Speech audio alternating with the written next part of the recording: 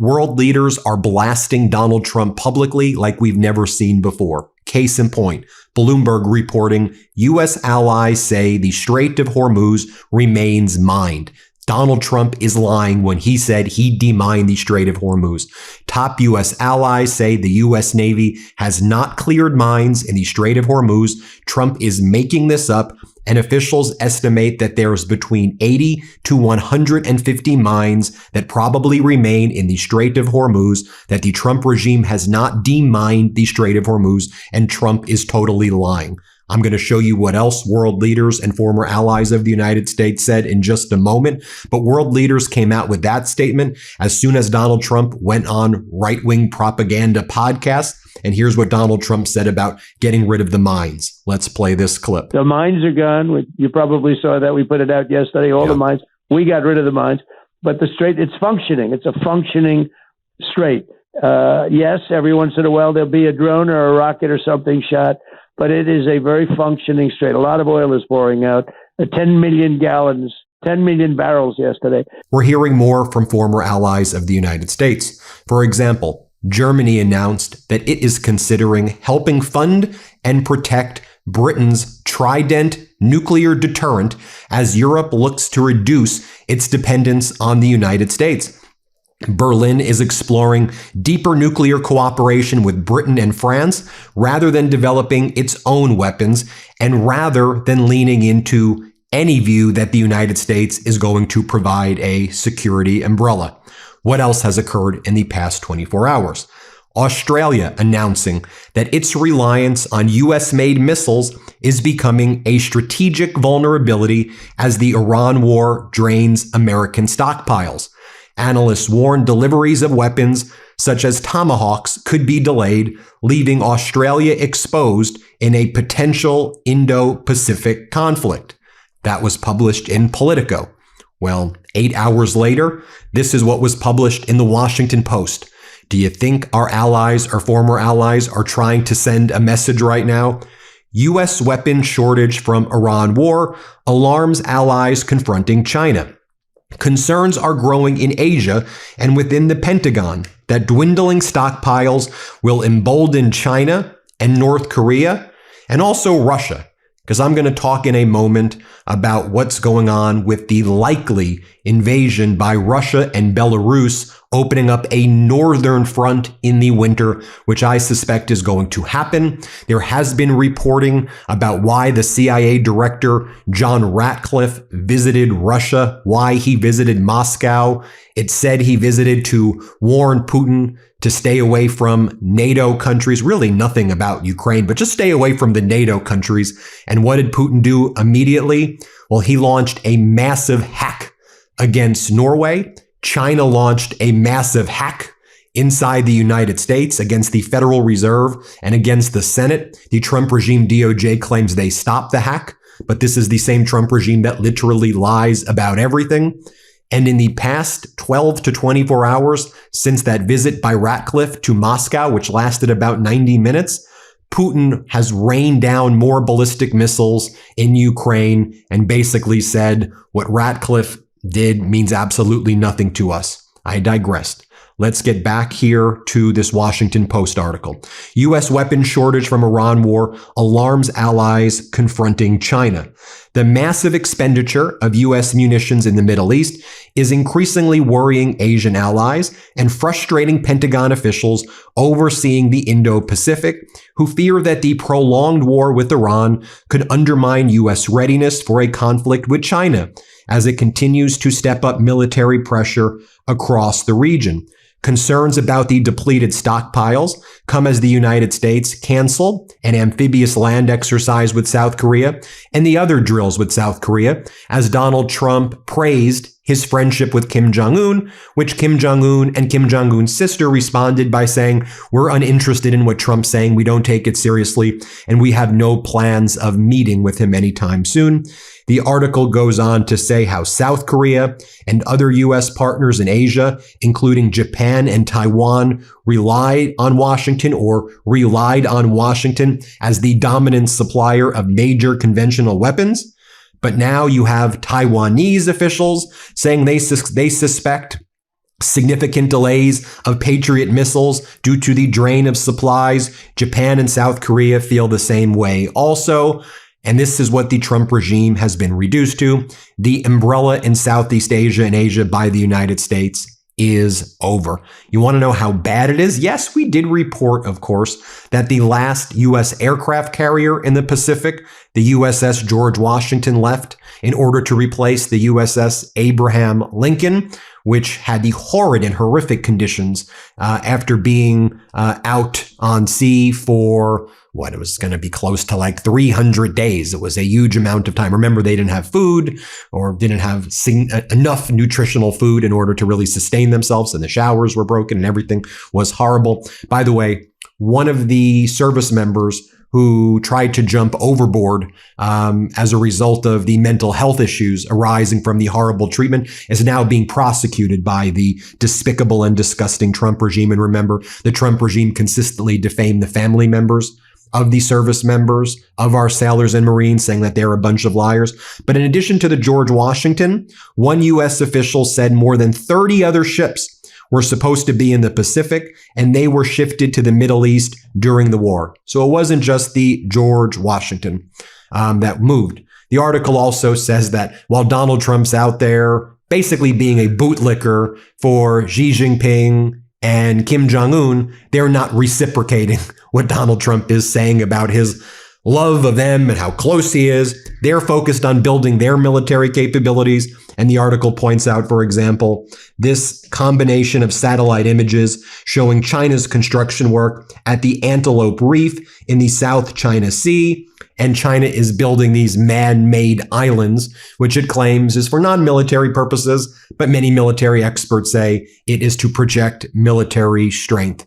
Meanwhile, Donald Trump has crippled former ally Qatar. Qatar's LNG exports collapsed 96%, erasing $24 billion in gas revenue as a result of Trump and Netanyahu's catastrophic war against Iran. Qatar lost an estimated $24 billion.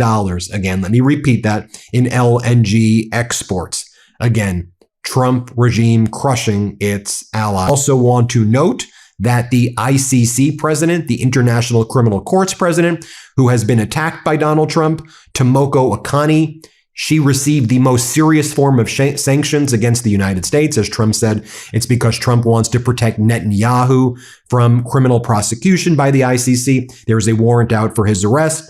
She responded yesterday, "What Trump is doing to me will not change how I approach my judicial duties as the president of the ICC. Nor will I allow myself to be pressured by these threats." Donald Trump's threats are falling at this point on deaf ears. Nobody's taking Trump seriously. And of course, you also know that after Donald Trump has threatened Canada repeatedly and engaged in this horrific trade war against Canada, America's closest ally, which Donald Trump has destroyed that alliance and has made Canada goes elbows up to fight back and retaliate. Canada is standing strong. Canada announced its retaliation package, and we have seen the Trump regime whining over and over again. Should also be noted that France is pushing to limit Ukraine's ability to buy non-European military equipment with EU loan money, seeking to steer the $60 billion euro defense portion, 60 billion euro defense portion, not dollar, 60 billion euro defense portion of the EU's 90 billion euros support package toward European and French producers. And they're saying, look, we're giving you the money. We want you to buy European weapons. Do not buy American weapons. And throughout all of this process, you have Donald Trump making ridiculous posts and demented posts. Donald Trump posted this video, which he superimposed himself on. This clip is from the film Darkest Hour, and the tiger in this clip refers to Adolf Hitler. And it's the U.S. Department of Education saying, no one does it like us. And they have Donald Trump as the tiger, and they're basically saying Trump is Hitler in this video that they released. And then you had the White House post this image right here of a bald eagle attacking a Canada goose. But it actually turns out that this is based on real footage where the Canada goose ultimately prevailed and actually beat the eagle, and the eagle went away. As Carl Shimoda says, if this isn't a metaphor for U.S. trade policy, I don't know what is. Now, as I said earlier, we are now learning at least what is being reported and leaked out about why the CIA director John Ratcliffe was in Moscow.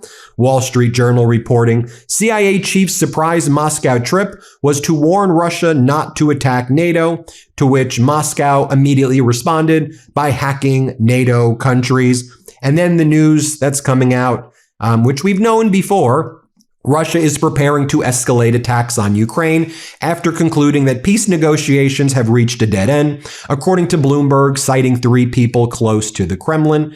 If you take a look at some of the developments just even over the past 12 hours, tensions continue to rise along NATO's eastern flank. Belarusian President Alexander Lukashenko ordered a rapid combat readiness inspection of the country's armed forces, specifically the 51st Guards Artillery Brigade was placed on full alert. Furthermore, personnel have been recalled, and the unit is currently expected to leave its permanent base for an unspecified task. And lots of people believe that Belarus is preparing to open up a northern front against Ukraine this winter, as the world sees that the U.S. has run out of weapons, and the U.S. is too weak to do anything at all, nor does Donald Trump actually want to help Zelensky at all. He did not provide Zelensky with the interceptor license that was so vitally needed and lied to Zelensky and said he was going to. You have the alliance of Russia, of China, of North Korea, and Iran is part of that, and other nations as well, seeing the U.S. at its weakest since post-World War II. And they are making their move, and our allies are saying, what the hell is going on? We've never thought that even under Trump, the U.S. would get so weak so quickly. So you have Donald Trump going on the right-wing propaganda podcast, and Trump's like, I think that something may come out of the CIA director's visit to Russia. You don't know, maybe there'll be a peace deal. And what Donald Trump wants to happen, let's be very clear, is what he's been trying to do all along. It's why he's been tapping Zelensky along and lying about giving Zelensky Patriot interceptors or interceptor licenses. He wants surrender. He wants capitulation, and he wants Russia to take over most of eastern Ukraine. Here's what Trump said when he was on this right-wing propaganda podcast. Let's play it. And everything else, and they poured into our country. You wouldn't have had that. But you would not have had the war in Ukraine. John Ratcliffe is a fantastic guy. He's the head of the CIA, and he is not in there for any of the things that you said. Now, something may come out of it. We're working very hard to get that war ended. And frankly, they both want to see it ended. More from Donald Trump on this right-wing propaganda podcast attacking Canada. You could hear for yourself. Won't do any. In other words, we won't trade. They don't have anything that we have to have. Okay, we can get by. I mean, there are a couple of things that would make it a little inconvenient, but we could get them elsewhere. And it's time to teach Canada you can't do this anymore. We lose $60 billion and really more than that, $60 billion a year with Canada. And while Donald Trump attacks Canada, Donald Trump alienates all of our alliances, and you see what's shaping up right there. Take a look at the cooperation between, let's say, Iran and China.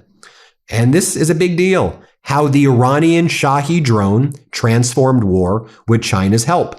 Proliferation of cheap one-way drones was made possible by a complex global supply chain that keeps leading back to China. So what we're seeing Iran be able to do, Russia be able to do, and what China is clearly behind. Russia's new jet-powered Shahid drone flies at 300 miles per hour, 3 times faster than the classic propeller version, and they exist because of Chinese engines. That's what the journal's reporting, and this makes it very difficult for the drone interceptors to strike down the new Shahids.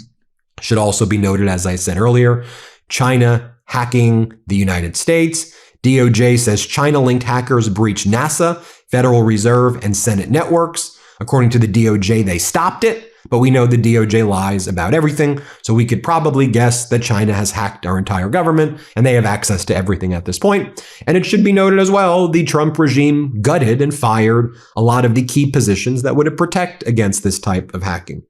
So you have Iran's foreign ministry spokesperson mocking everything I've shared with you. Washington's Iran policy has reached pure parity, Iran's foreign ministry says. It turns to Bahrain, a country with virtually no meaningful economic exchange with Iran, to prove that its coalition is working. It then stops Iranian sports and academic exchanges that had already been effectively dead for years. It is sanctioning the already sanctioned and calling the empty space a coalition. And then Iran's foreign ministry spokesperson says, so America sent the USS Abraham Lincoln to the region to project power. After months of war and more than 200 days without a single port call, it is now heading to Thailand for crew rest and relaxation. Mission, project power. Current mission, project vacation. Original mission, project power. I'm tired, boss. I'm tired. Meanwhile, China announced that it was strongly behind Iran and would not agree to Besant's economic D-Day threats against China and Russia and other allies of Iran. As I've stated earlier in this video, the Trump regime's never been weaker. The U.S. has never been weaker. The U.S. threats mean nothing. Donald Trump's out there lying every damn day, and everybody looks at it and goes, this guy is weak. He always backs down. The U.S. has gotten rid of its top generals and admirals, and the U.S. is out of weapons. You don't scare us anymore. You can huff and you can puff, but nobody buys what you're selling.